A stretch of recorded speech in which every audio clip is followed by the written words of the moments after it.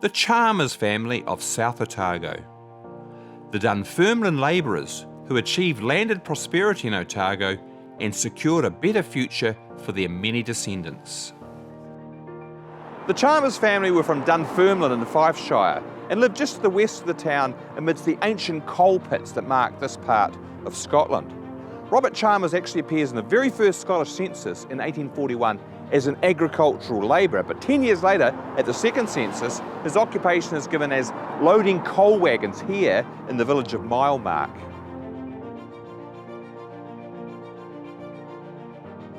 He and Euphemia Heron already had 3 young sons in 1841, and by the time they reached Otago in 1858, their family had grown to 8 children. Now you'd have to ask yourself, what sort of prospects could the wages of a labourer offer such a large brood in mid-19th century Dunfermline? The prospect of a better life elsewhere was sold to the Chalmers and hundreds more like them by Otago's recruiting agent James Adam, who passed through this area on his extended tour of Scotland in 1857. Lecturing at halls and churches across the countryside, Adam outlined the potential for advancement in far-off New Zealand and could demonstrate from his own life the prosperity that immigration could bring. The Chalmers family sailed from Greenock in November 1857 aboard the Robert Henderson, a brand new clipper ship that made the long passage to Otago in record time. We don't know much about the family's early life in the colony, but the 2 Roberts, father and son, whose portraits hang side by side in Toitu, both achieved significant prosperity as farmers. Robert Sr. soon owned Rosebank Farm here at Tokomairiro, 340 acres of good agricultural land on which he built a 7-room house and numerous farm buildings. In 1873, the local newspaper reported on a harvest home feast that he and Euphemia put on for over 70 guests, with dancing to the swirl of pipes right through the night, culminating in a dawn breakfast. Robert died 3 years later, no doubt highly satisfied with his decision to immigrate to the colony.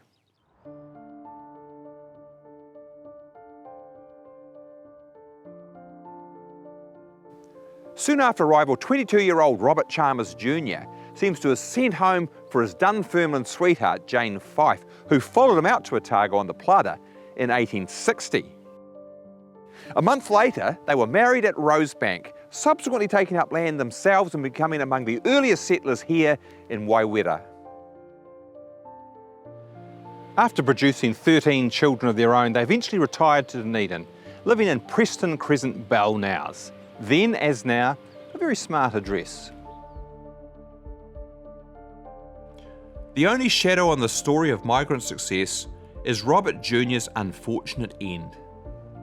In mid-November 1913, he was struck down by an attack of influenza, and Janet went to get him some medicine.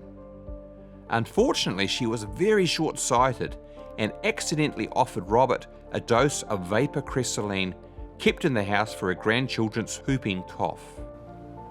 After ingesting the treatment, Robert immediately fell unconscious and couldn't be revived. He died a few hours later despite the immediate attention of a local doctor.